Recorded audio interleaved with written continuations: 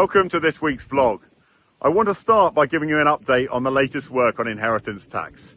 Now clearly our main policy position is that we want this overturned, but we've had to recognise that this Labour government are not going to remove the plans that they've put forward for inheritance tax changes.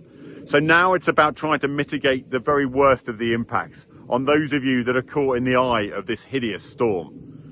We thought our clawback proposal that was put together with the whole of the industry would achieve this, but it certainly doesn't feel like Treasury are willing to look at that and give it an objective view as to whether it could work and whether it's something they would want to implement.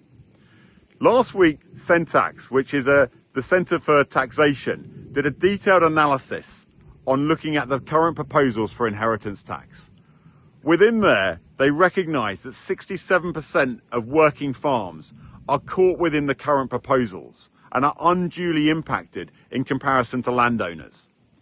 They've come up with two proposals. The one that we're most interested in and that we discussed with the Food Farming Environment Board this week was one around a wealth test. Would 60% of your assets qualify for APR or BPR? And if so, then there'd be a £5 million threshold before you started to pay any inheritance tax. If you didn't qualify, then there would be no inheritance tax relief and you would pay the full amount. It does look an interesting proposal. It would actually raise the Treasury more money and it would seem to impact or mitigate the worst of the impacts on our members. So it's something that we're looking at very closely as we move forwards and we'll be discussing with Council in early September. Obviously, the dry weather continues, and we know that there are many livestock farmers out there that are really worried about what this means for winter forage availability, as well as the lack of forage on the ground now. And it's put real pressure within your farms, within your families. And I would just urge you all to look out for each other and make sure you're all okay in these incredibly pressurised times. We'll continue to push government to enable the derogations where they may be able to have an impact. We're also hearing this week that there may be a shortage of brassicas coming forwards because of the extreme heat that we've been having and the lack of rainfall. I'm now going to hand over to Martin Emmett, who's going to talk about the employer pays principle and the SMETA audits. The horticultural sector contains many large employers, and maintaining high ethical standards is as important to us as it is to our customers. The way that these standards have been assured has been through the Centax SMETA audit.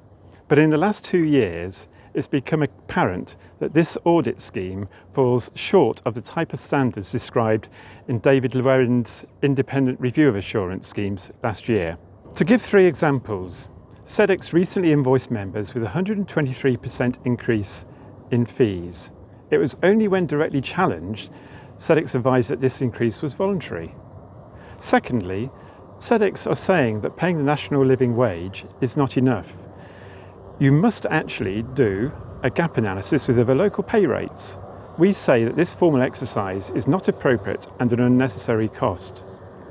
Thirdly, in the last year, Centax determined that seasonal workers should not pay any travel or visa costs to come and work in this country. We have disputed this judgment, and we believe that the recent independent review of what is known as the employer pays principle demonstrates it is not universally feasible.